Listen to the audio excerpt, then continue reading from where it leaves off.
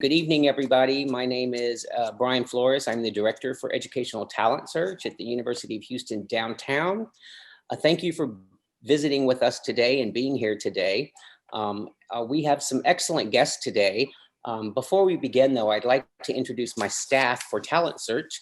And I'd like to begin with our 12th grade advisor at our different high schools, and his name is Ryan Gilo. Our 10th and 11th grade advisor, which are at our high schools as well, is Andres Acosta. And our 7th, 8th, and 9th grade advisor this year for our middle school and high schools is Lois Green. We're very excited to have our collaboration this week with the University of Houston Downtown College of Public Service and the director for the coaching lab there. And so I'd like to introduce to you at this point, Mr. Richard Simons. Hello, everybody, and thank you for joining us. It's great to be coming with you. And at the Financial Coaching and Economic Stability Lab, we are working to help support the Houston community and our students at UHD in financial literacy, education, and coaching through training, research, and collaboration. And so I just want to talk real quickly about a few things here this evening. We are talking about accessing college. What does that look like, right? I can tell you, being a first generational student myself, when I was starting to college, it's very easy to show up and look that college is going to be $10,000 a year, $20,000 a year. You times it by 4, times it by 5, you get this huge number, and you say, how in the world am I going to do it?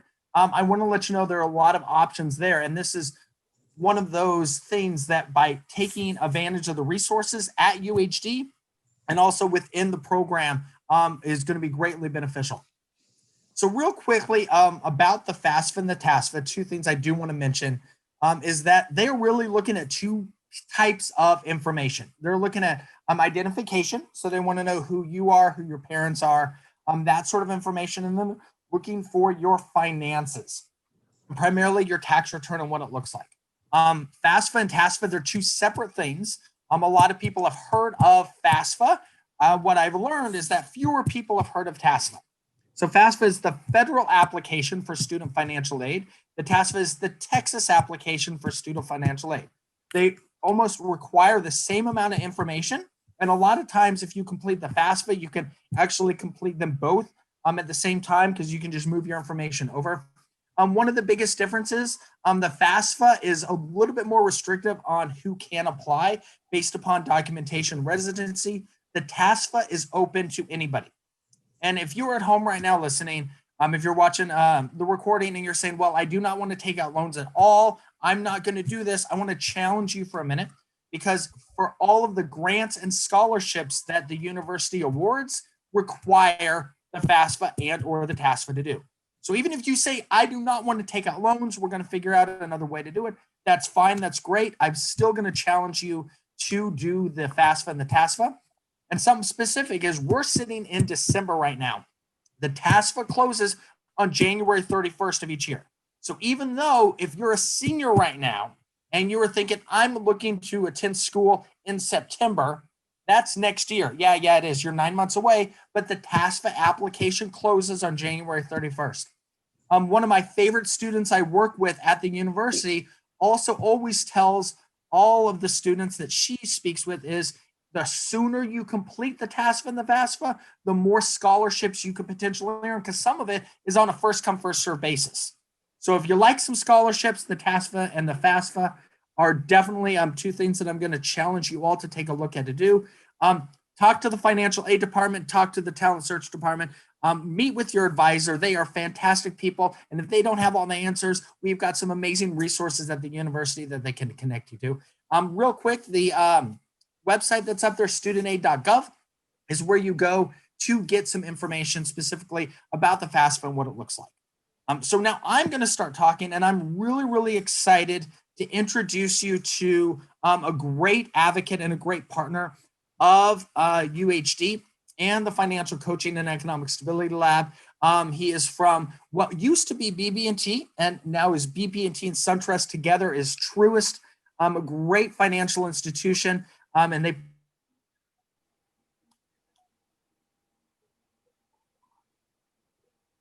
Did he freeze?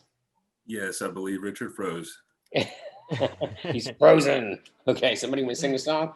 Why don't you go ahead, Eric, and you can go ahead and write in. Sure.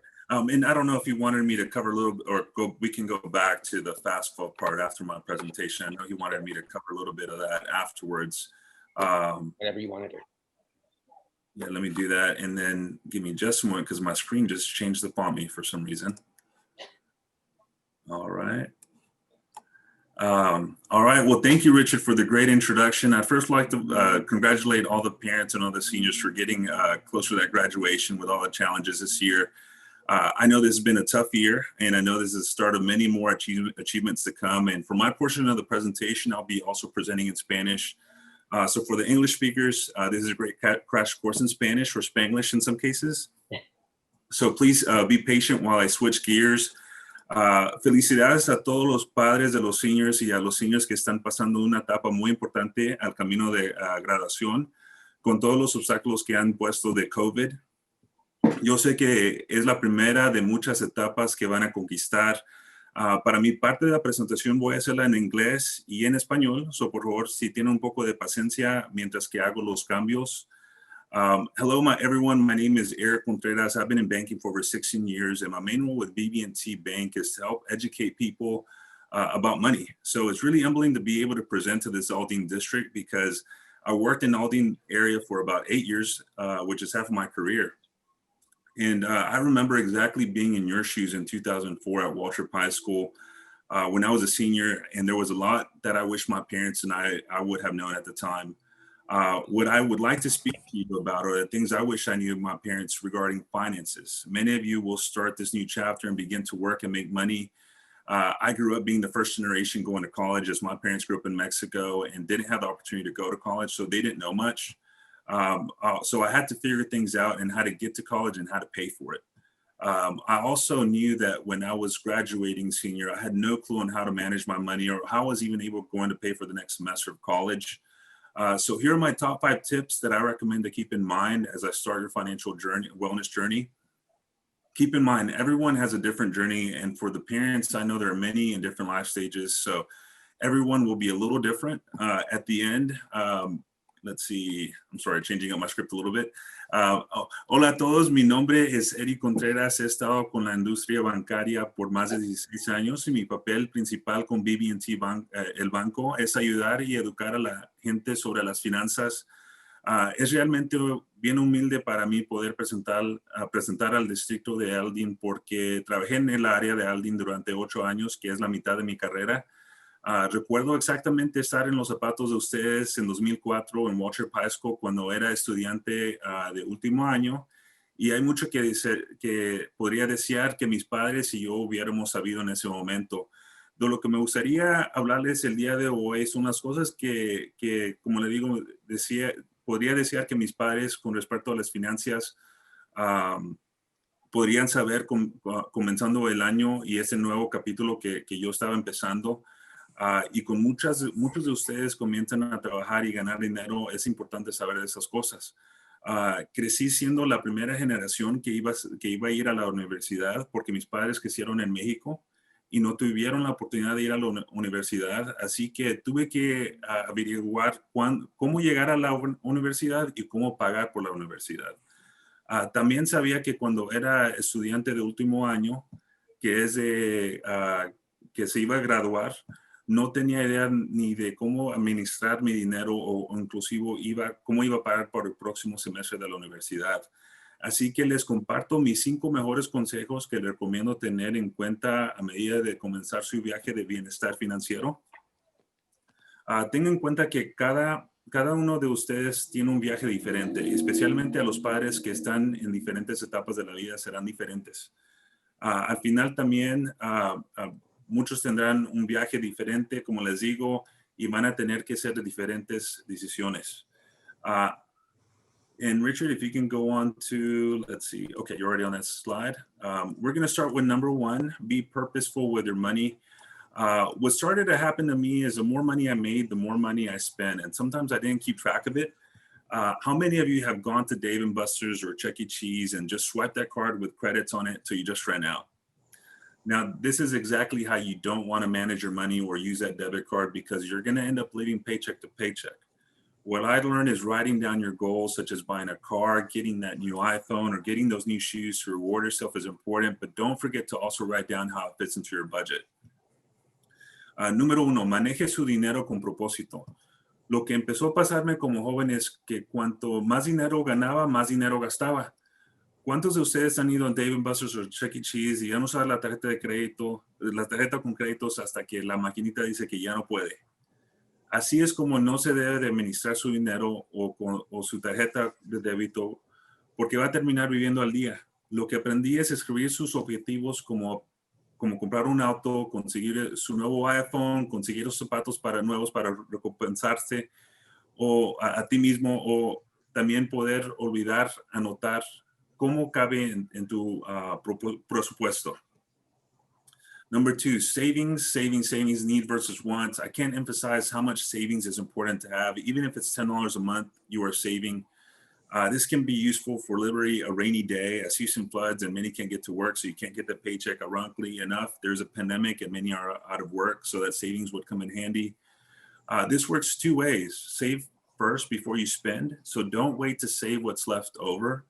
Usually bankers recommend about 20% of your paycheck, and secondly, save as you spend. So if you're shopping for that new iPhone, start looking at deals and promotions, or even download apps for coupons like Flip for groceries for those of you that are going to live in a dorm room and start cooking on your own.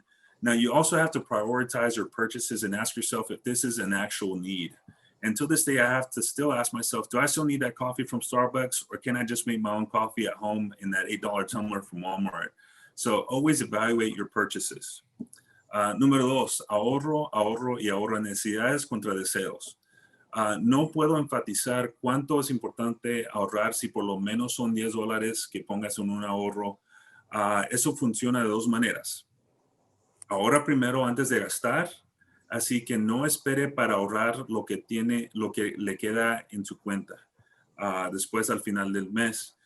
Por lo general, los banqueros recomiendan ahorro del 20% de su cheque de pago, y en segundo lugar, ahorra a medida de gastar. Así que estás comprando ese nuevo iPhone, comienza a buscar ofertas o promociones, o inclusive descargar aplicaciones para cupones como Flip para el mandado, para que aquellos que van a vivir en un dormitorio y empezar a cocinar. Ahora que también se tiene que priorizar sus compras y preguntarse si es una necesidad real. Y hasta la fecha todavía yo mismo me pregunto si todavía necesito ese café de Starbucks o puedo simplemente hacer mi propio en casa y en mi vaso de $8 de Walmart. Así que siempre evalúa sus compras. Number three, loans, grants, scholarships. As I mentioned earlier, I found myself asking how I could pay for the next semester. So I really had to work hard to find resources, and it was very hard. I will admit, I found myself doing what many bankers and people suggest not to do and put my tuition on credit cards. But I did this knowing that I had a plan, and I had a plan to work towards paying that off, and would be disciplined enough to work and pay my own debt while I went to school. I highly encourage everyone to look for resources and work with your local high schools, universities to learn more about scholarships, such as this seminar that we're doing today. And in some cases, the company you work for will also pay for some of the tuition. So make sure you ask about your benefits at work as well. Número tres, préstamos y becas. Como mencioné anteriormente, me encontré preguntando cómo podía pagar el próximo semestre.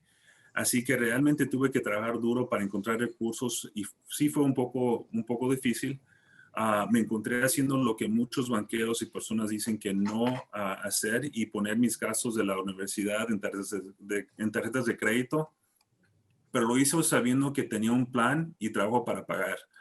Animo a todos que busquen recursos como este seminario que estamos haciendo el día de hoy, y trabajar con su escuela de high school, universidad, para aprender acerca de las otras becas. Y en algunos casos la empresa para la que trabajas también tendrá beneficios que ayuda a pagar la universidad. Así que asegúrese que pregunte sobre sus beneficios también en el trabajo. Number four, why finance is important to learn. Learning about money is essential in being able to take the next steps in life, such as, starting a family. You need to buy a home, a car, or even how to protect yourself with insurance. I remember purchasing my first car and having to learn about many insurance options and also necessary options that the dealership was trying to sell me at the time. So I could have paid a lot more in fees and rate, but luckily my dad, who had already had a bad experience through this, was able to help me through this. So knowledge is power. Knowledge of finances will always help you get ahead and save you lots of money. So learn now while you can and find the right partner for you. Número 4, por favor, es importante. ¿Por qué es importante aprender las finanzas? Aprender sobre el dinero es esencial para poder dar los siguientes pasos en la vida. Como cuando ustedes van a empezar a tener una familia, necesita comprar una casa, un coche o inclusive cómo preguntarse, cómo protegerse con el seguro. Recuerdo haber comprado mi primer coche y tener que aprender sobre tantas opciones de seguro, también opciones que realmente no se necesitaban, pero había un gran costo que ofrece la agencia de carros y yo podría haber pagado mucho más en interés, tarifas, pero afortunadamente tenía a mi padre que me ayudó en muchas de esas decisiones y que él había pasado por una experiencia mala, he pagado muchas en tarifas y en interés. Me ayudó demasiado. El conocimiento de las finanzas siempre le ayudaría a salir adelante y ahorrar mucho dinero.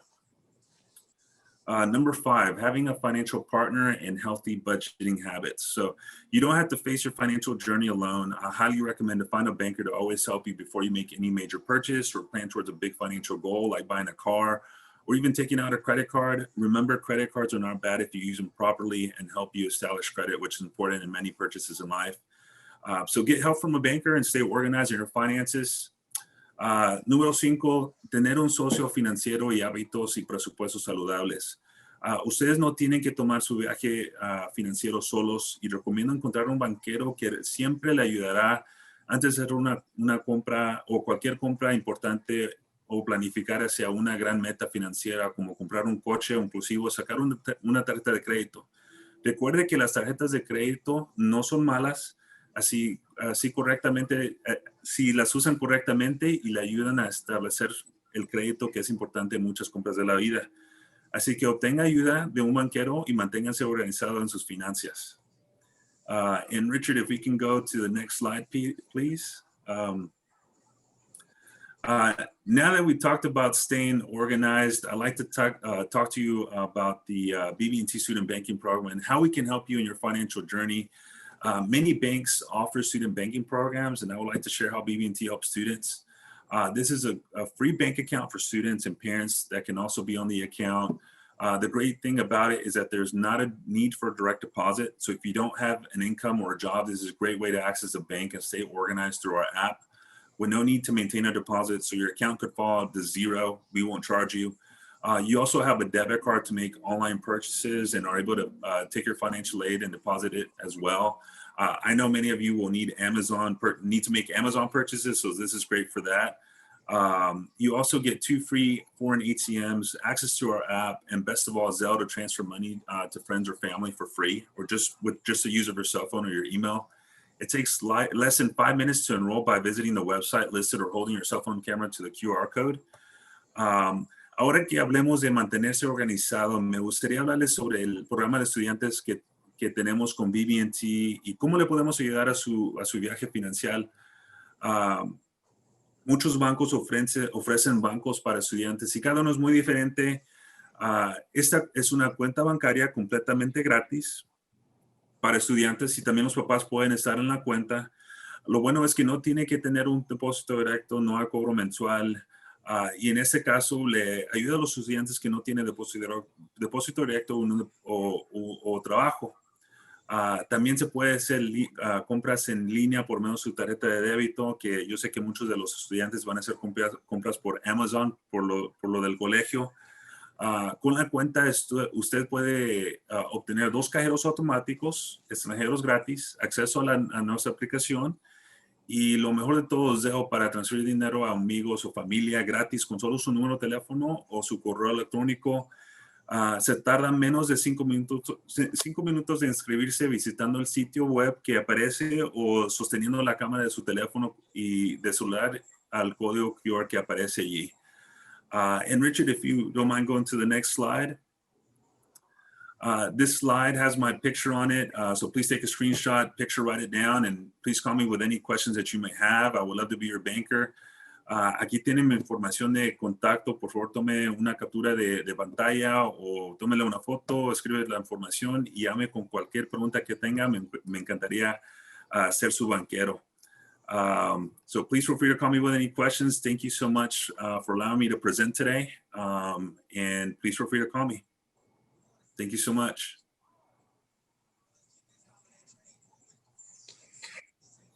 Thank you so much, Eric. Do we have any questions from anybody? I guess I have one for you, Eric. We had a question come up the other day from one of our seniors in high school who wanted a checking account, but wasn't able to open one without a parent signature or a parent, I don't know what you call them, another person on the account. Right.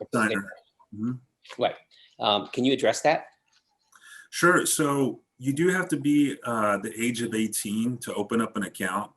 And yes, the loophole through that would be to have a parent on the account.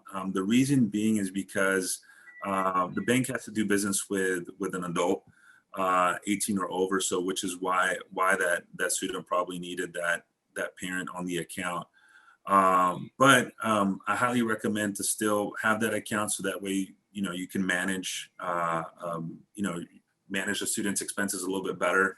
Parents can always transfer money into the account through Zelle. You don't have to have, the parent doesn't have to have the account at the same bank as a student because of Zelle. But yes, ultimately you have to be age 18 to open the account. I know our students as well. I know my advisors, Andres and Lois and Ryan, when our students get Pell Grants, they have the option for financial aid of getting a check or having it direct deposited. And we always encourage our students to have a direct deposit because you'll get it quicker and faster. And so if, folks, I know we encourage you to do that. You might want to consider calling Mr. Contreras and talking to him about opening a bank account. This way you get the free debit card, you get the checking account, and you don't have to sit around and wait for your paycheck, your Pell Grant check, particularly if you happen to have moved several places because those checks get lost and then you still are responsible for paying your tuition. So my suggestion is open a bank account and see Mr. Contreras for it. Yeah, well, thank you so much. And I do want to add that what I've been finding as I help students at UHC, that a lot of them get the prepaid cards that are offered there. And that eats up a lot of their money, with every purchase or ATM. It could be up to $2 for every time they swipe that card. So I highly encourage students to open up that account and get away from those pay cards. But thank you so much, Mr. Flores, for endorsing that. And yeah, just call me with any questions. I'd love to help. Okay. Any other questions, guys, ladies?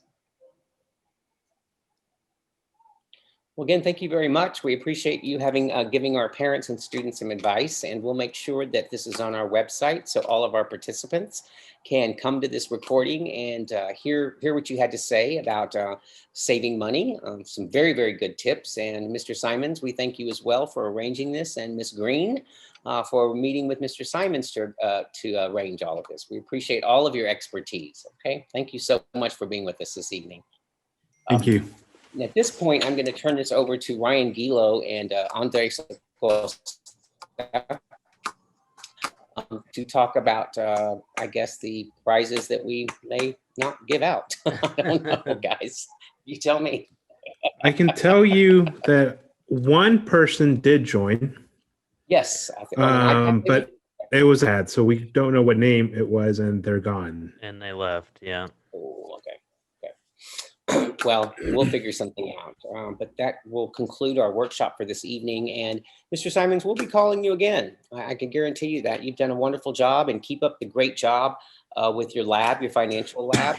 And anything we can do to support you, let us know. And Mr. Contreras, we may ask you back again, maybe in the spring, Sure. to talk to our students if you're willing to do that. Okay? Okay. Thank you. Okay, you're welcome. Thank you again. Good Thank night, you. everybody. Have a great evening.